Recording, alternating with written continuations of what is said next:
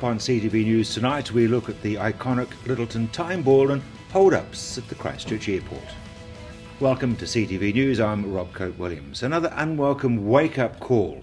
Christchurch was rocked by another aftershock at 6:37 this morning. The tremor was 5 kilometres deep and centred around the Godley Beach Park area.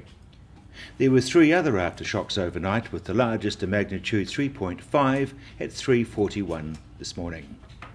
It was hoped that the iconic Littleton time ball station could have been saved after February's quake, but it was completely destroyed by Monday's quake. Emily Cooper has more. Littleton's historic time ball station's tower collapsed following the magnitude 6.3 quake that struck Christchurch on Monday. The building's now almost completely destroyed. The 22nd of February earthquake severely damaged the building, and work had begun on dismantling the New Zealand Historic Places Trust property 2 weeks ago. The dismantling plan was in place to help increase the likelihood of salvaging any building materials to help with any potential future rebuild of the station. Once we had an engineering assessment of the building, it became evident that the building had to be dismantled, and the plans were put in place to do that. And so it was going to be taken down with the use of cranes. Now, following the quake of last Monday, the plan has had to change somewhat. It's still the plan to dismantle it, but as you can see from the building now, it collapsed, very much collapsed on last Monday in the second quake that happened, the 6.3 quake, and we're now faced with a situation where a crane is still going to be used, and there'll also have to be an excavator used to get the building down safely. However, Historical Places Trust still intends to salvage as much as possible. We still intend to salvage as much material from this building as we possibly can.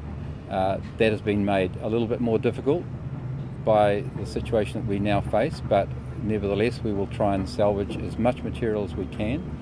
That will all be recorded and will be removed off-site. So all important and significant material, we certainly want to get the time ball mechanism, retrieve that. That's a high priority for us, but we will be still endeavouring to salvage as much as we can off this building. Anything salvaged will then be stored, but there's no plans yet of what to do with it or if anything will be rebuilt. The material is going to be, once it's recorded, it will be transported and stored at Ferrymead, where we've got a storage facility. And that the future of this building in terms of any reconstruction is very uncertain at this stage. We realise the importance of this to the community of Littleton, aside from its incredible heritage significance anyway, but given the situation, until the site is largely cleared, geotechnical work is undertaken, survey work is undertaken, and other considerations taken into account, it's just too early to speculate on what the future for the site might be at this stage. And it's not certain if anything will be rebuilt on the site. It's too early to speculate on what we might do.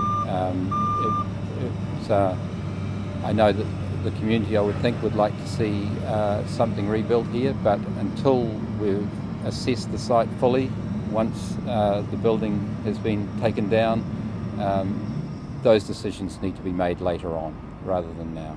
The Heritage Trust had worked on restoring the building for almost 8 years and had spent around $500,000 on restoration work before the September quake. The Time Ball Station is a 134-year-old iconic Littleton landmark, and it's described as a fine example of Victorian technology and a rare piece of maritime history. The Time Ball Station was one of only 5 in the world known to be still in working order. There's been a huge reaction. I mean, you know, this always stood on the skyline, really important to the community, landmark building for Littleton, and people are really sad to see this go. And there's a Facebook page for the Time Ball, and we're getting a lot of messages, of, I guess, condolences really about it, and a great deal of sadness. So it's very special, and it's very sad to see it in this state. Mr McGahan says safety is still a priority, as well as conserving as much as possible. There's been no damage reported to surrounding properties from the collapse, and it could take up to 12 weeks to clear the site. An iconic Christchurch store was demolished last night. Here's a look at Quinn's coming down.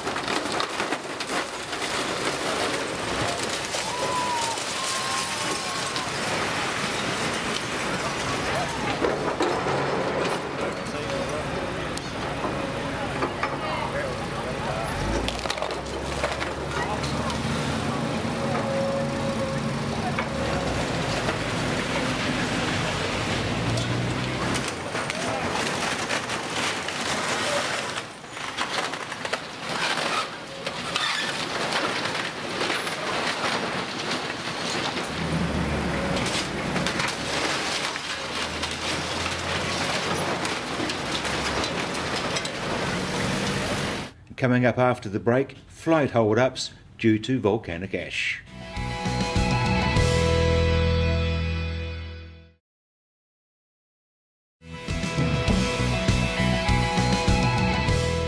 Welcome back. Well, as if Canterbury tourism didn't need another hit, the ash cloud from a Chilean volcano is still causing problems at Christchurch Airport. Here's Emily with the latest.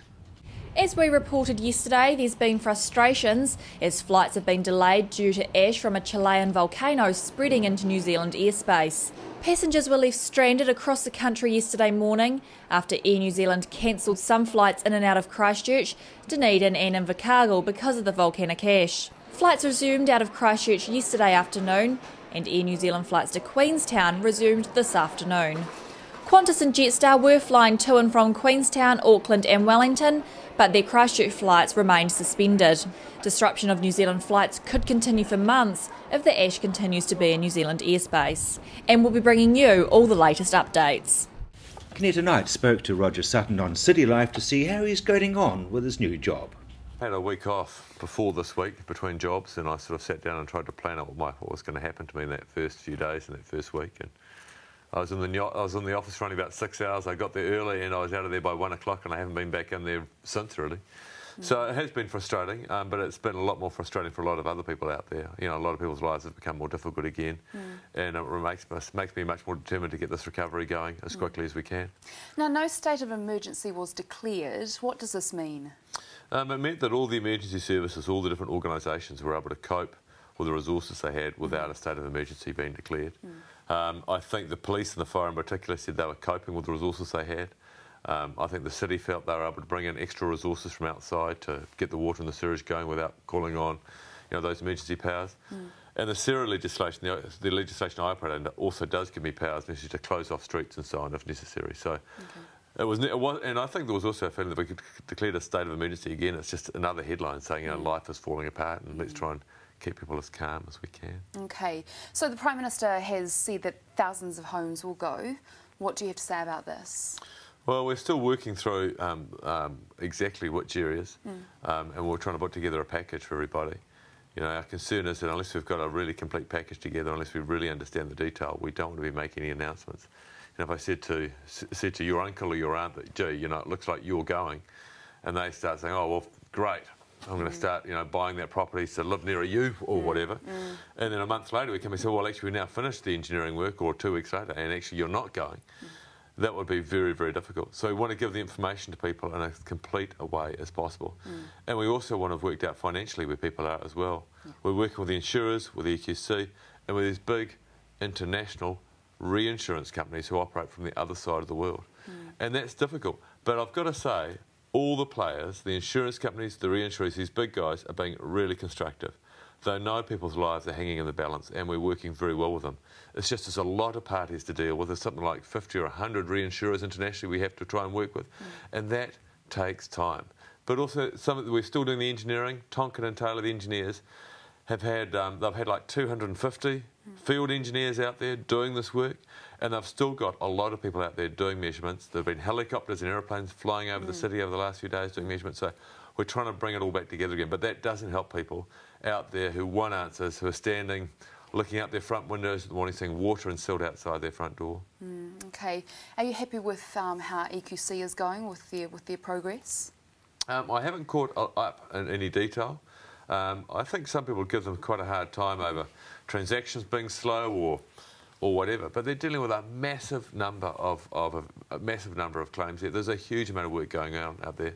I just reflect my neighbours the other day had been complaining about their bricks from their garage were still lying around, and someone from EQC turned up the other day and just quietly took them away and got on with it. So stuff is happening out there, but a lot of people will be getting frustrated. But I think in an overall sense, I think EQC is doing a good job. Okay, let's look at things like the red zone. You must be happy that it was still closed off. I mean, with the rest of the destruction that happened inside there. Yeah, I mean, a lot of people have felt a lot of frustration since February the 22nd, having very restricted access. And I think what we showed, what's happened really with this event, was that those calls we made had been correct. My demolition manager was actually inside the red zone after that 5. To have a look and just see what happened to some of the buildings, and he very nearly got squashed when that 6 happened, when buildings started coming down around him. So I mean, there's a balance there, and a lot of people always feel we've got the balance wrong, but I think we've got to get it a bit right. We're probably going to leave the CBD shut for at least another week to almost nobody, while we bring down buildings that are just in a very precarious state that we know that are going to make it dangerous for anybody else to be in there. The National Field Days is underway, and it seems as though the farmers are spending because of their good season. It's called Mystery Creek, and for many it's a mystery why they hold the National Field Days there in the coldest part of the Waikato in the middle of winter. But they suggest it's because the North Island dairy farmers are able to take a few days off this time of year. What isn't a mystery is that Canterbury manufacturers and those who supply goods and services to the farmer community are able to cash in on North Island money. The North has had a great season with grass still growing and confidence is high. Dairy returns are on a high and many are reducing debt. That has meant those attending are in the spending mood. Many Canterbury stallholders have reported good sales and a lot of genuine interest, which they hope will continue until the event closes tomorrow evening. Coming up after the break, your local weather.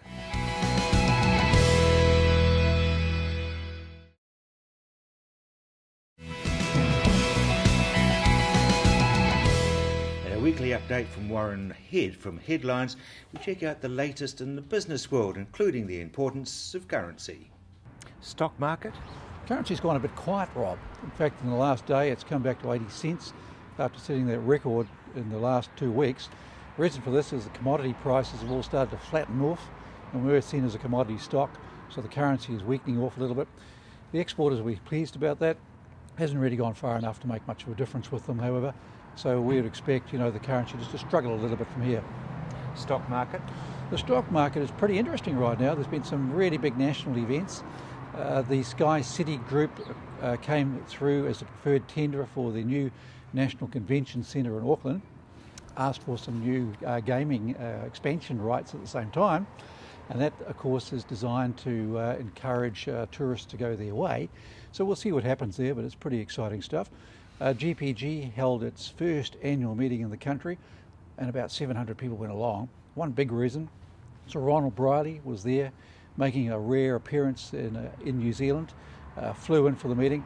Sad part about it is nobody asked Ron anything. Nobody asked a question, typical of shareholder meetings these days, and the man left before the question session really got underway. So there was no chance to ask him, what did he think about this company that he founded? What do you think about it selling off the assets? And there's a couple of big assets left. We would like to hear what he thought about them, but we'll be looking at that in Headliner in a forthcoming issue. And just to put the big asset in context, it's called Coates. It was founded in 1755, and we think of them as a thread maker, for shirts, etc. Lots of data came up with the meeting, good presentation on it. Even one little item that they said Sir Ron liked the most, and that is that 1 million tea bags are brewed every 10 minutes using a Coates thread. I look in our office, the tea bags in our office are not that good. They don't have any threads on them. The other big item that came through was Pumpkin Patch. Pumpkin Patch is reining in the losses in the UK and in the United States. It's closing down completely in the United States. It's also looking at its British profile. Things are sad overseas. The market has been a bit sad on the stock, and it's gone backwards this week, and it's pretty typical of what's been happening in the market overall. But I understand the Australasian market for Pumpkin Patch is pretty good. And the rest of the market, of course, is still waiting for winter. And our last issue of Headline, I had a big story about that. We said, waiting for winter. I think as we stand outside here today, I think it's arrived. So they'll be looking to sell thermals, etc. And there'll be a seasonal changeover coming through. It'll be good for the industry. Having said that, Rob, I was in a supermarket shopping centre this week, and I saw Colorado closing down. So that was a big retailer pulling out of the market. Are you a bit surprised that Fletcher Building is coming back a bit? Fletcher Building is pretty firm. The brokers still have an outperform on it in their language. It's gone a little bit quieter this week because of the 6th earthquake that we had. So everybody's assessing that and saying, well, hey, this is going to delay the construction process even further. But the big picture is further out. And the demand that's coming through, everybody anticipates to be about $15 billion worth of reconstruction bill for Canterbury. And a few companies will be as central to that as Fletcher Building. So that was pretty positive for them. And on the local front this week for me was highlighted by Heartland buying or proposing to buy after August PGG Wrightson's finance arm. It's a good business. They'll pick up about $400 million worth of assets, mostly in farm mortgages, seasonal and working capital with the farmers. It'll expand the base of Heartland as it grows. It'll become a very big business, big asset base, and that's going to be quite important because at the end of the year, the government's deposit guarantee scheme will be off, it'll be gone, and those who are big will pick up this market, and Heartland is positioning itself for that. So I'm looking for a pretty modest profit from them this year, maybe about 8-9 million, but next year they're promising 24 million, and we'll wait and see how they're going to go with that.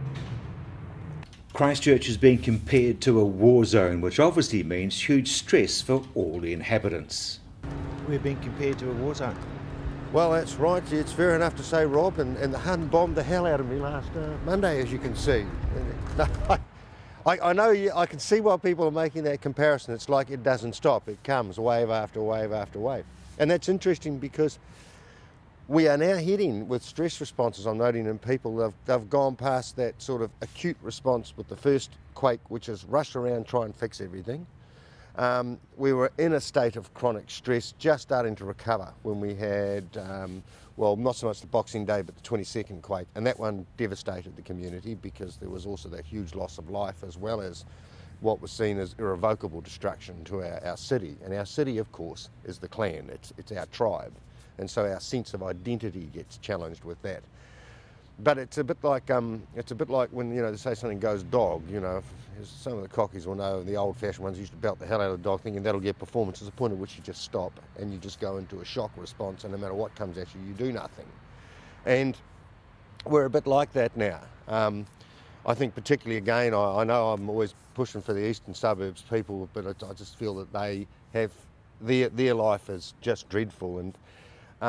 And I know Jerry's doing his best in Wellington to get the answers out, but I think also sensitivity is a critical process right now. I think that when talking to people, you've got to understand where they're at, and a big part of where they're at is their feet. And what they're just looking for now is a clear direction, a way out, a way forward. And so I support fully what our politicians are trying to do, but I would encourage them to be more forthright with information, because information is critical to allowing people to stop catastrophising. See, what happens is when we don't really know what the possible outcomes are, we go, what's the worst possible outcome? I'll focus and see if that one's coming at me. And it's a very natural, deep protection mechanism we have. But, you know, a heartening story this morning, you know, I had a patient come in this morning, a good chap, and we were just chatting about businesses and how they were getting up on their feet and all that. And his specialty is his consultancy advice in the legal area to legal firms. And he said, I wrote to all my clients and said, I'm not charging you anything for 2 months. That was after February. You can have my full services, but I won't bill you anything. He said people were concerned about money. They didn't have money, right? So they were saying, well, he's thinking they're going to drop me anyway. What the hell am I going to do for 2 months? I might as well give it to them for nothing. And he said he got really positive response from that. Lost one client, picked up 3 more. But he said what people did do is they were grateful for the support they got, you know. And then he said that on his way back from Timaru yesterday, he picked a bloke up because he's hitchhiking, and he said he seemed like a reasonable enough bloke, you know. Personally, I think it's a bit of a dangerous game picking him up, but good on him. And the guy had a bit of a hard luck story. His car blew up, so he looked after him overnight, put $200 in his pocket to send him north, right? And he said he felt really good. Now, Aristotle talks about this. It's the feeling of eudaimonia, right? It's the feeling of knowing you're doing the right thing. So I think one of the things we can do right now is we can look after our neighbours, and you'd be surprised by going and helping, just helping somebody else and feeling their gratitude, feeling the weight come off them. It actually does something for yourself on the inside. It helps you restore your own connection with your own humanity. And we run the risk of losing that. That's CTV News. I'm Rob Cope-Williams.